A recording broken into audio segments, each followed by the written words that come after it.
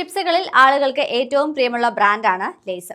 ലോകത്തെല്ലായിടത്തുമായി ഏകദേശം 200-ലധികം വ്യത്യസ്ത രുചികളിൽ ഉരുളക്കിഴങ്ങ് ചിപ്സുകൾ വിൽപ്പന നടത്തുന്ന കമ്പനി ഇപ്പോൾ റീബ്രാൻഡ് ചെയ്യാൻ തീരുമാനിച്ചിരിക്കുന്നു. അടുത്തിടെ നടത്തിയ മാർക്കറ്റിംഗ് ടെസ്റ്റിന്റെ അടിസ്ഥാനത്തിലാണ് ഇത്തരത്തിലൊരു തീരുമാനം. 200-ലധികം വ്യത്യസ്ത രുചികളുള്ള കമ്പനിയുടെ ചിപ്സ് പാക്കറ്റുകളിൽ ഒരെണ്ണത്തിൽ മാത്രമാണ് നിലവിൽ ഉരുളക്കിഴങ്ങിന്റെ ചിത്രമുള്ളത്.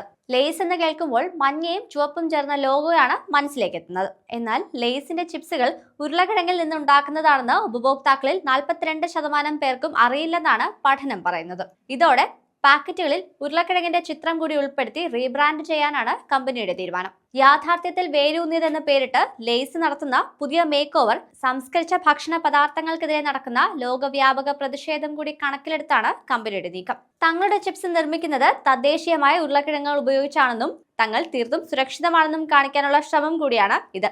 2024-ൽ കമ്പനി നേരിട്ടിട്ടുള്ള 5% കോടി ലാഭ ഇടിവിൽ നിന്ന് പുറത്തു കടക്കാൻ പുതിയ മുഖം സഹായിക്കുമെന്ന പ്രതീക്ഷയും കമ്പനിക്കുണ്ട്.